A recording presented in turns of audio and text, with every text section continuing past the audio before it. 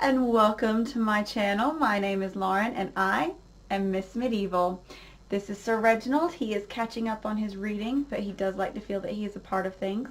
So he will be joining me for this and all future videos. Today we are going to talk about something really exciting to set just the groundwork for everything that's going to come after. Today we're going to talk about the dates.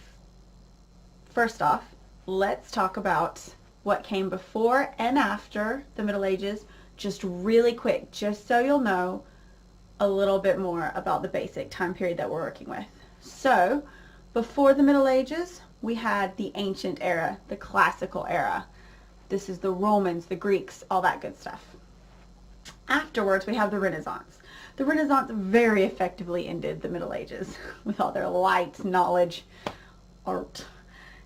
Okay, so people tend to say that the Roman Empire officially fell in 476 AD. All of these dates are going to be AD. 476 AD, we have the official fall of the Roman Empire. In reality, it had been crumbling for a long, long time. And frankly, nothing in any of these time periods is going to begin or end at the same time across the board. Geographically, Europe and the British Isles are a large area in a time before the internet, in a time before steam travel. Things took a while to migrate across the continent. So when I say these dates, take them with a grain of salt, because obviously some things are going to happen earlier in some areas and a bit later in others. But again, 476 is the official ending year, so a lot of times people start with that. Now, the Renaissance, a lot of people like to start in the 15th century, which is the 1400s. That's what I like to do. A lot of other people like to say the Middle Ages went straight up until 1500, and that's fine too. The classical era and the Renaissance bookend the Middle Ages. Whatever makes you feel most comfortable, go with it. You do you. But for me, I personally prefer to say that the Middle Ages were a time period that lasted from about the 6th century until about the 15th century. I realize that that is not a specific number. I realize it's vague. And if you're like me, vague dates might even make you very uncomfortable. It's very stressful, but I can't help it. It's like I said, things were happening at a different time all over the place. I can't just say, oh, hi, the Roman era ended. No centurions will come after me if I do something. But oh dear gosh, a medieval person is going to go medieval on me if I do it. It's just not how it worked. And then you can't say, oh, hey guys, let's go paint a bunch of chapel ceilings.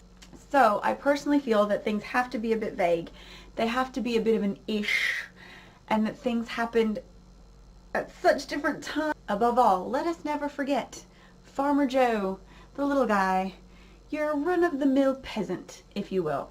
That guy's life isn't changing much, whether he's Roman, medieval, or in the time of the Renaissance. He's not buying any paintings. He's not working with any great masters. He's trying to feed his family. And that's it. So, take it all with a grain of salt. I personally, again, feel that it went from about the 6th century. Shall we start at 500? Would that make you guys feel better? Maybe? If it would make you feel better, you can take it as 500. But about the 6th century, maybe earlier, maybe later in some areas, until about the 15th century. Late 15th century. I will say late 15th century. So we'll go 1450 onwards. How about that? Anything earlier than the 6th century just feels too ancient to me. It feels like we can still call it ancient. And anything after 1450, in my head, like, at that point we might as well already say that planes were being used. I know they weren't. You know they weren't. But it feels too late in the day. It's just too advanced. It's too recent. And by golly, I will not have anything recent in my medieval world. Thank you so much for listening. We will get into a bit more. We will get into what the Middle Ages consisted of. Next time we're going to talk about why they're called the Middle Ages.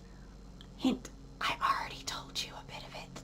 I hope you learned a little something. Hopefully you learn a little bit every time, because who doesn't like to learn things? Also, feel free to do your own research on this. Let me know what you think. Google or your favorite search engine is your best friend in this case. I would love to hear from you. Don't be afraid to subscribe, guys. Seriously. It's gonna be a hoot. It was great having you with us today. Was it fun? Yeah. It was great. Thank you so much, and hope to see you next time. Bye.